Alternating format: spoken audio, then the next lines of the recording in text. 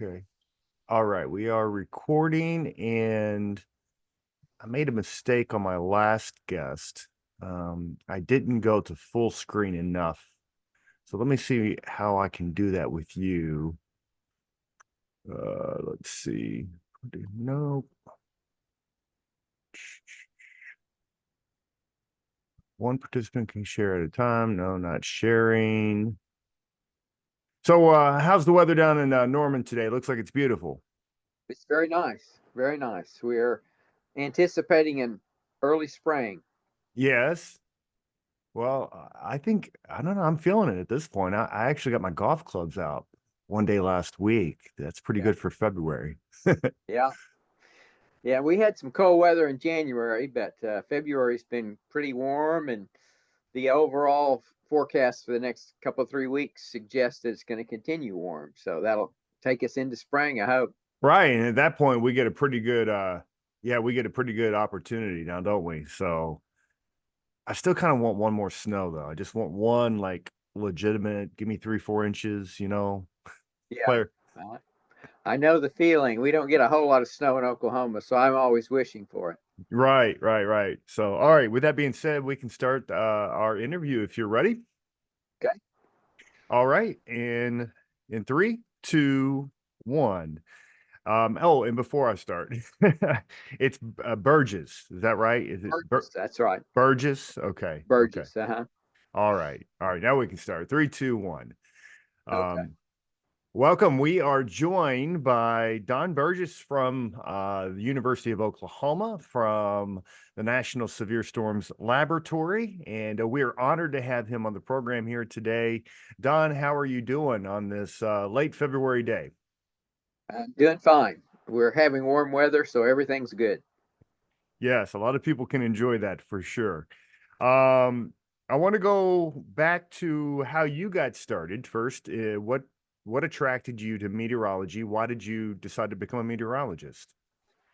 Well, I was a born storm freak. I was always interested in the weather from my earliest times of uh, remembering getting up. Uh, First thing I wanted to do was look out the window and see what the weather was. As I got a little older, and our family got a television, which we didn't get till I was about 8 or 9.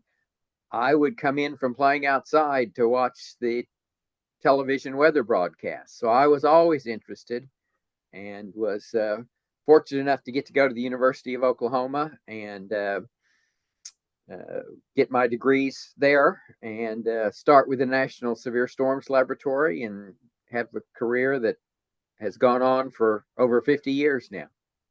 That's absolutely fantastic. I think that would be a dream for many in the field of meteorology. So I've been very, very blessed to have all the good things happen that have happened for me. excellent. Where are you originally from? I was lifelong Oklahoman. I was born in Okmulgee, which is over in eastern Oklahoma. Hmm. Then we lived for a while in Stillwater because my dad was going to college on the GI Bill, Okay. which was then Oklahoma A&M College, is now Oklahoma State. And then we moved to Oklahoma City when I was 10 years old in 1957. So I've lived in central Oklahoma ever since 1957 and have lived in Norman since started in school in Norman in 1967 and have lived here permanently since the 1970s. So clearly you're no stranger to severe storms and tornadoes, particularly. You've witnessed a lot, no doubt. I have. I've also been blessed to be able to take part in a lot of experiments to learn more about tornadoes, and so I have been a part of storm intercept teams, storm chasing. In the past 20 years, chasing with a mobile radar, which is a lot of fun. Really enjoy doing that. And then the other thing I've become involved with is damage surveys. So I've done a lot of work on trying to estimate the damage or estimate the intensity of the tornado from the damage. And I'm taking part in a activity now to try to further improve what we call the enhanced Vegeta scale to more properly represent how intense these tornadoes are. Very cool, and we can touch on that before the end of this conversation here. Don, So, we're here to talk about big anniversary coming up. Uh, the anniversary of the most violent tornado outbreak that we've ever witnessed. So let's get started with where you were on April 3rd of 1974. Right. Well, I was still in graduate school in 1974, but I was already working for the National Severe Storms Laboratory. And what I remember about that day was being out at the National Severe Storms Lab in the afternoon. And I was in the weather room. The weather room was the room where we had our teletypes and facsimile machine. And we all were gathered around those slow printing teletypes, uh, getting the information about the washes and the warnings and the radar summaries and the events. Uh, but it was kind of slow going. Those teletypes weren't very fast, and it was a bottleneck for communication, but also a bottleneck for the meteorologists who were looking from the sidelines and trying to watch what was going on. Right. And, I guess we should briefly describe the anticipation on April 3rd of 74, while the public, I think, generally was largely unaware. Yes. Within the NOAA, within the Weather Service, there was some knowledge, but certainly disseminating from where you were and the National Severe Storms Forecast Center at the time, correct? So, what were the It was in thoughts? it was in Kansas City back in those days in Okay, 1974. so what Since was moved to Norman. right? So, a few days before the third, I know on the first there was a small outbreak of tornadoes across parts of the Midwest, kind of a teaser, I guess, of things to come. So, Right. what were you all expecting and why? Well, you know, today in 2024, and all the advancements in meteorology that I've seen over my career, we much better anticipate these severe weather outbreaks. We have the SBC outlooks now going out as far as 8 days. So a week in advance, we kind of see these things coming. That wasn't the way in 1974. Uh, we didn't have near as good numerical models, and the Storm Prediction Center, which was then the National Severe Storms Forecast Center by name, they only issued day two and day one outlooks. So really the anticipation didn't start till maybe April 1st or April 2nd. Mm, And that 2 day outlook that was issued by NSFC was internal to the government, to the weather service and the research labs and those people. So there was not a long anticipation time of several days. It was basically just 1 or 2 days. And pretty much as I remember it, one day we got excited on April 2nd that April 3rd might be a big day. There were actually some severe storms in southeast Oklahoma and Arkansas during the night between the 2nd and the 3rd. That kind of mm. heightened the anticipation. So we were excited about it on April 3rd, but not much before then. All right. So describe to me once things began to evolve on the third, tornadoes began to develop in rapid succession. Um, so were you locked in or were you just casually getting the reports? I know you mentioned the teletypes and news is a little slower to spread at the time. What were your thoughts and what was the feeling as this thing was starting? Uh, Well, we were getting some reports, so we knew that there were things going on, and of course, going on in multiple states. This was an outbreak that went from the Canadian border to the Gulf of Mexico, so so we could see that it was widespread. But the teletypes were so slow and so far behind uh, that we really couldn't judge the the severity like we would be able to do now in a digital age. This was an old analog age in 1974, and so we knew that there'd been a few bad tornadoes, but that was really about the extent of it in those afternoon hours when I was watching the teletype machines. Right. And so at what point did it dawn on you the actual scope did it take? days later, or when? Well, by that night, there was media attention, television broadcasts, and so forth. By, like, say, the 10 p.m. news, it was being reported how widespread and how severe it had been. And then by the 11th, it there was, of course, newspapers were more important then. There was newspaper information. There were discussions. I don't think it was on the 11th, but maybe on the 12th, where the beginnings of organizing uh, teams to go and do damage surveying. Dr. Ted Fujita, who was important early meteorologist, did a lot of research in severe storms and tornadoes. He was the kind of the head guy for damage surveys from his base at the University of Chicago.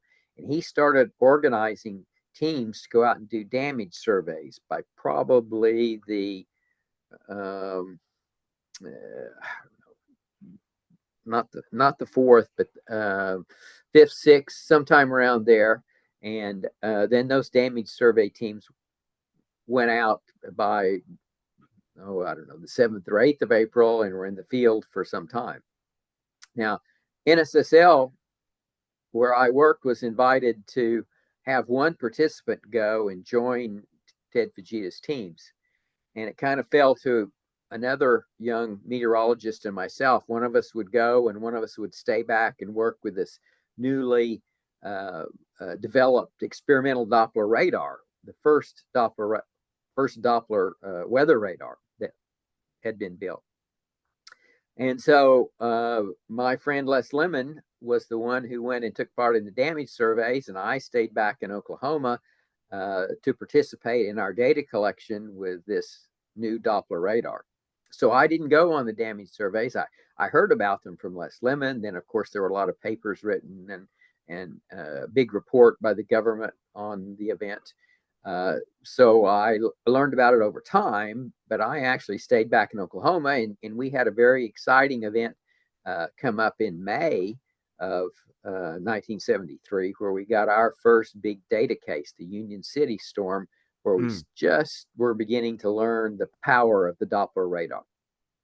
Very cool. And I want to talk about the NEXRAD Doppler radar here in a couple of moments. You mentioned that part of your job during your time at NSSL was to do the storm chasing, and was to do some storm surveys. So Yes. of the tornadoes that you have surveyed, how many of them have reached, F4 or F5 status? Goodbye. Just a second. Okay, goodbye. Sorry, my wife was telling me. No problem. No problem. Well, I don't have a good count. I quit counting some time ago, and back then it was over 100 tornadoes that I had surveyed. So I've been a part of, not the April 3rd, 1974, but I've been a part of a number of big events that have occurred. Carolina's event in 1984, Wichita Falls in 1979. Some of that was in Oklahoma, but other states as well. Tornadoes in Florida, the Orlando area in 2000, 2011. The other big outbreak that we've had, I participated in the storm survey on that. So I have surveyed lots of tornadoes, and I have probably surveyed somewhere in the neighborhood of, I would say, 20 or 30 violent tornadoes. Those would be the EF4, EF5s. Yeah, the reason I bring that up is because part of the story I'm telling here is just the scarcity and the rarity of that top tier of tornadoes, particularly the F5, later EF5. Right. Just looking at the numbers from that day, and first and foremost, this is how I got my start in meteorology. I'll mention this, just a personal note. On April 3rd, the first F5 of the day wiped out my parents' and my grandparents' homes, both of them. They escaped the path of the tornado, fled via automobile, and they estimate 30 seconds later, had they left 30 seconds later, well, I wouldn't be here, much of the family wouldn't be here. So it was growing up with the stories from that day.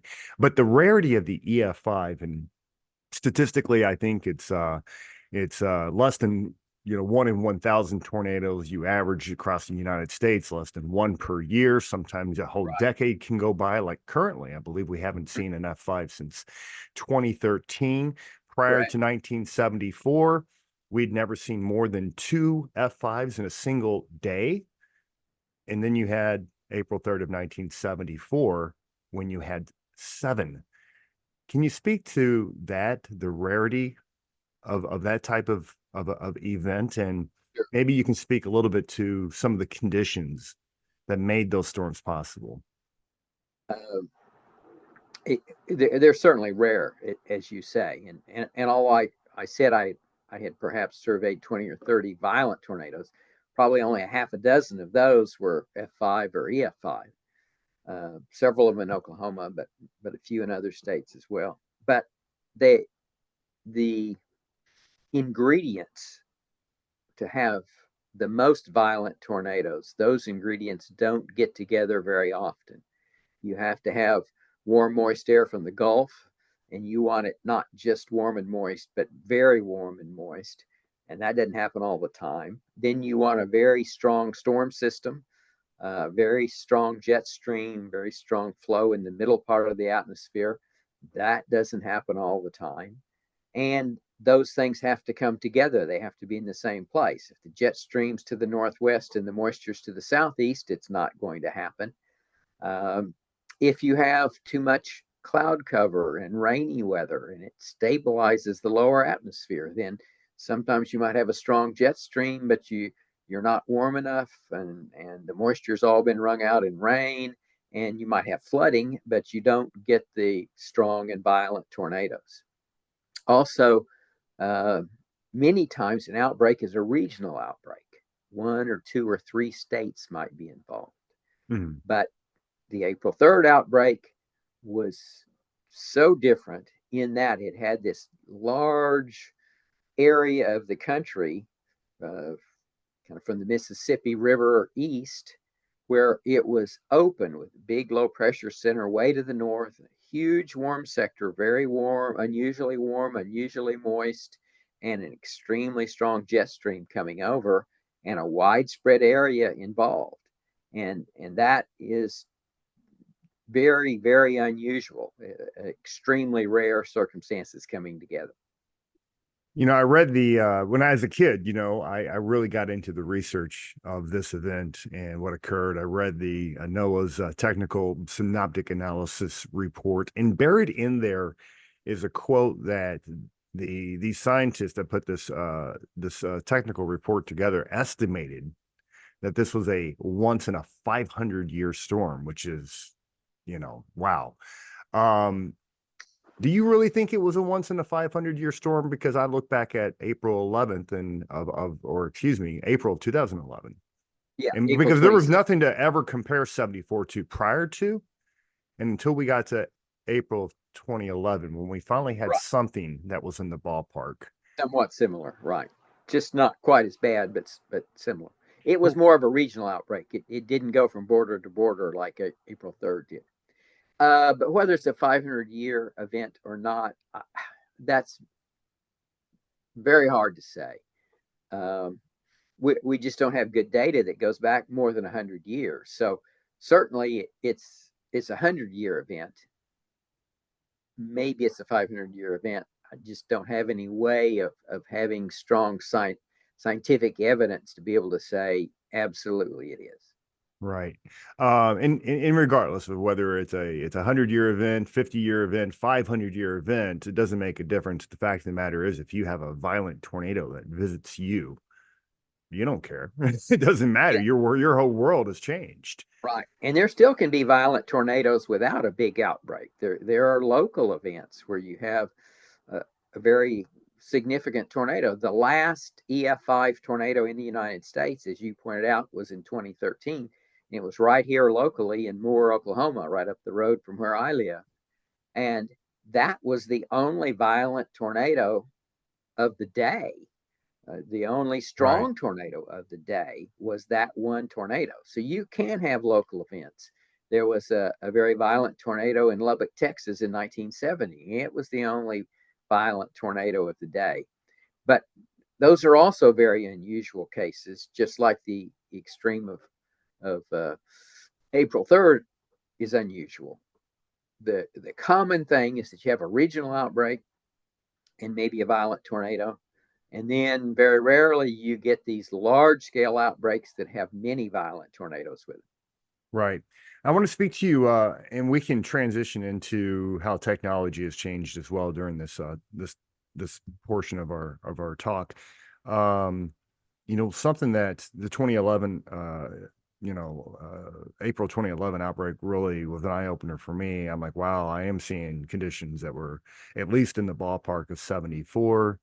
And then later, I think a month later, Joplin happened. Yeah. Now And Joplin was kind of a single. It was one of those that was an isolated violent tornado. There were other tornadoes, quite a few other tornadoes that day, but nothing nearly as strong as that. Then on the 24th of May, 2 days later, there was a big regional outbreak with EF4 tornadoes in Oklahoma and Kansas. yeah. I was actually in Kansas at the time of the Joplin tornado, not far away. I was working at the NBC station out in Topeka, Kansas. So it was kind of a neighboring market to Joplin. Right. We had severe thunderstorms and tornadoes the day before. In fact, Topeka was hit by a tornado the day before the Joplin tornado, and I got to witness that up close and personal. That was actually the first tornado I video camera. Fortunately, nobody was seriously hurt with the Topeka storm, but to watch what happened in Joplin, and I think most of us thought that the day of a tornado taking more than 100 lives was over with all the modern technology, with everything that the Doppler radar, now the dual pole Doppler radars could see, and the modern warning and dissemination system of information. Never in my mind could we ever do that again. Could we lose 100 people to a single tornado? And then Joplin happened, and what was it, 163 people or something like that? Yeah, I think 158 was the final number. Just unfathomable to me. So can you speak a little bit to what happened in Joplin? And then we can talk about, well, if it could happen in Joplin, what if we have another April 3rd, 1974 today? Yeah. Well, those are good points. I was like you, and like many of my colleagues, we didn't think we would ever see another single storm produce 100 fatalities, much less have it occur in one city. So that was quite a revelation to all of us when that occurred. And I think um, a combination of factors are involved. One factor is that you had local conditions set up, late afternoon, open warm sector, warm moist air, strong low level jet developed toward dinner time. Um, so the ingredients came together locally. Tornado formed just on the southwest side of town, so there wasn't near as much time as you might expect for warnings to go out and be received. There had been a couple of tornado warnings before, but they actually weren't for this particular storm. They were for a different storm. And I think the people of Joplin were a little caught off guard because they had seen the other storms and they hadn't done anything, and they'd had a lot of tornado warnings in Joplin, and they'd even blown sirens for some severe thunderstorm warnings in Joplin. So they'd had a lot of times when the sirens went off, they'd had a lot of warnings, and I don't think that they were anticipating, prepared, ready to take shelter, know what to do, have a plan, execute the plan, go to the safest place, find out where the safest place was. And so it just caught everybody. And it was very, very big and very violent, like some are, like some of these big outbreaks are. It was that type, and it just devastated the city. So if it happened then, it can happen again. Any of these spring days or other seasons, summer and fall as well, we can get all those ingredients together at some place And even with good warnings, even with Doppler radar, even with the warn on forecast things that we're doing now, getting our numerical models down to where they can predict individual thunderstorms and their intensity, even with all of that, a storm can produce a tornado that hits a city very quickly, and then there may be significant loss of life associated with it.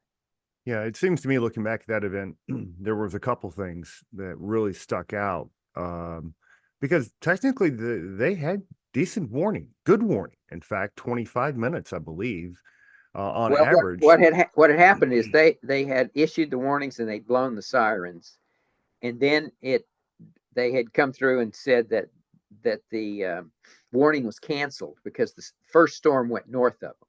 The I warning see. that had 25 minutes was warning for a different storm, and a lot of people saw that storm and saw it going by to the north and thought, well, maybe that was it. But there was a second storm forming just to the west of town, and Mhm. that's the one that produced the violent tornado. So maybe mixed messaging coupled with complacency and a Yeah, lack of adequate shelter. yeah, all of those things together, and this was a Sunday afternoon, I believe, and a lot of people were out and about, and they were Mhm. in the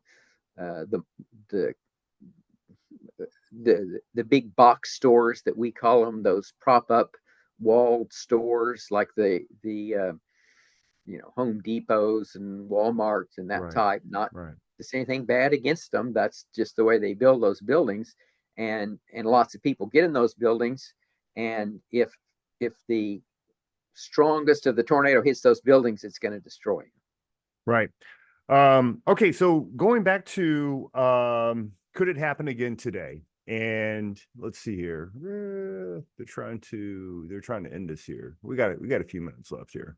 Okay, so real quick, I want to bring this back around and could it happen again today? You mentioned your involvement with the deployment of the NEXRAD Doppler radar. Can you speak a little to that? And again, the overall, preparedness of where the United States is today for a big, big outbreak like maybe January or April of 2011 or like April 3rd of 1974. Well, we're in a much better position today. Our weather radar program was not well advanced at all in 1974. We had analog equipment. We didn't have digital equipment. The images couldn't be shared. The media didn't, by and large, didn't have good radars, and they couldn't show things to the public either.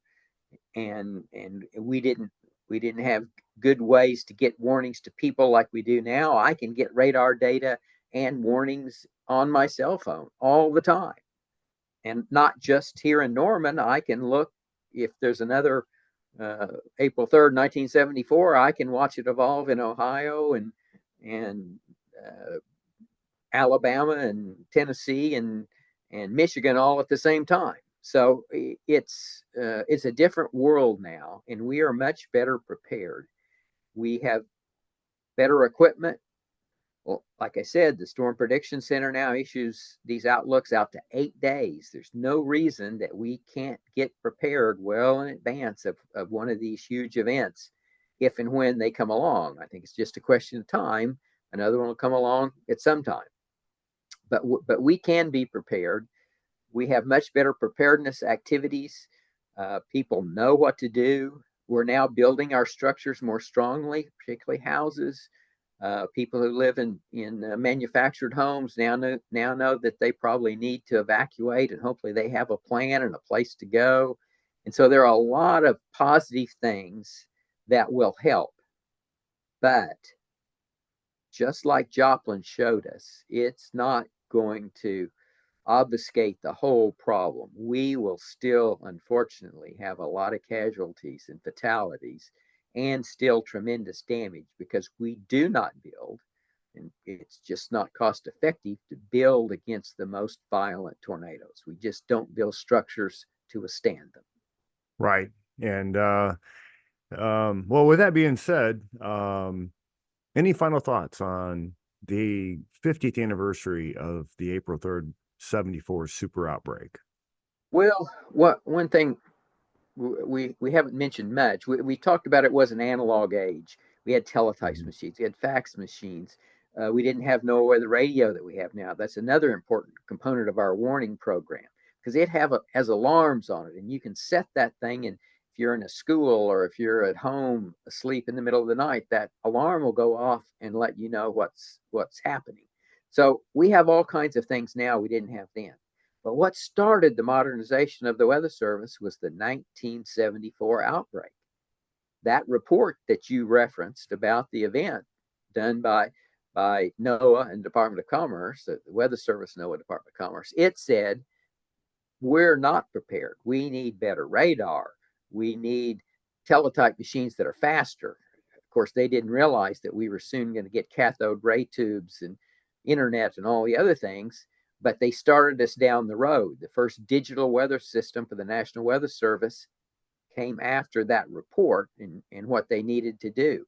Said that we needed to expand NOAA weather radio to a nationwide program. Said we needed a new radar network. We were starting to work on that at NSSL when I was there in the early mid 70s, and we went along. We put out a new network of Doppler weather radars. So the whole weather service has improved, and a lot of the motivation for that came from the criticisms, the valid criticisms of performance in the 1974 event. Fantastic. All right. Well, great information. I'm glad I asked that final question for you. That was great. Any other thoughts you'd like to share? We got like 3 or 4 minutes left here. Well, no, I've always been a research guy, and so I still like to tell people about the good research work that's being done. Now, I'm not doing it anymore. I just retired here a year ago, but uh, we have laboratories that work now closely with the Operational Weather Service, and we're developing better things in radar. We're developing better numerical models. We're going out and doing experiments where we collect data and observe. We still don't know everything about tornadoes. We know a lot more about them than we knew in 1970, but we still don't know exactly why they form. We know why the rotating updraft comes along, but all of that rotation that's developing is carried aloft in the updraft. How do we get such strong rotation right down at the ground and develop a tornado? We've got some of the information on that, but we don't have all the information. So we're still going out and we're collecting data. We're increasing our scientific understanding. And I think over time, then that may lead to new warning systems and new model outputs and new ways to interpret the radar data that will make us even better than we've been before. Not not going to solve the problems. We can't stop the tornadoes from forming, but we can probably improve how rapidly we issue warnings and how accurately we issue warnings. Okay, absolutely. Absolutely. Wonderful talking to you, Don. On a personal side note, it's not really that personal, I guess, but it is to me at the moment because I'm trying to do my job as telling the story of April 3rd, 1974, but telling it in a new way, a way that maybe we'll be able to help reach the next generation. So I part of my storyline is I'm trying to do a series of stand-ups, and I'm looking for one for the first tornado of the day, the first F5 of the day, which is the same one that ended up taking up my parents and grandparents' homes. So I'm looking for the Ted Fujita damage surveys, the actual surveys. Do you know Yeah, where I can get a hold of those? yes, I do. Awesome. All of Ted's uh, voluminous materials, and I worked with Ted on a couple of events, and this is when he was at the University of Chicago, and he had these Mhm. big rooms with file cabinets and drawers and millions of slides, 35 millimeter slides, and many things. Mhm. All of his materials are now at Texas Tech. Oh, okay. Texas Tech has a research library, and they're still gathering materials of other scientists. They've contacted me, and I have a bunch of junk in my attic and in a storage unit, and I'm probably going to be giving them some of my things because they would just like to have the older materials that went along with the development. Yeah. Offline, I can give you a contact there Okay. of a person. It's a research library funded for research That'd be and wonderful. holding those materials. That'd be wonderful. Sorry. I'll go ahead and end the recording process. So